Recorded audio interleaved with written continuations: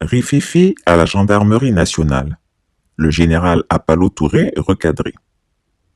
Le général de corps d'armée, Apalo Touré Alexandre, commandant supérieur de la gendarmerie nationale, vient de se faire recadrer par le ministre de la Défense, Ténébiraïma Ouattara Dilafiol, pour non-exécution des consignes relatives aux affectations de l'année en cours. En effet, plusieurs officiers de la gendarmerie nationale ivoirienne et protégés de Ténébiraïma Ouattara Dilafiol ont exprimé leur souhait d'être nommés commandants d'unité en dépit de leurs lacunes et leur manque d'expérience avérée du terrain.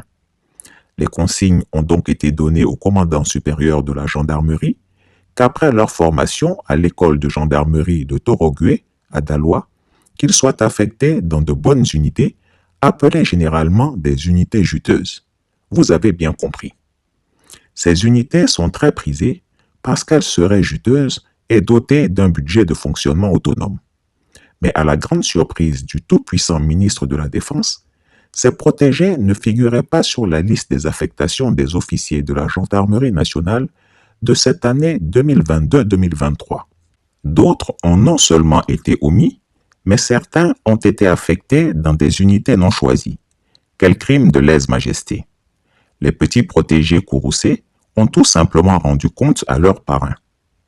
C'est donc aux environs de 20h30, ce mercredi 5 octobre 2022, que le général Apalo Touré a été copieusement sermonné au téléphone, en ligne privée, par un certain Ténébiraïma Ouattara Dilafiol furieux.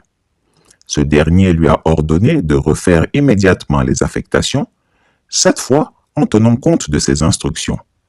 La Fiole a fait savoir à Apalo Touré qu'il a été le principal acteur de son évolution dans le grade d'officier général.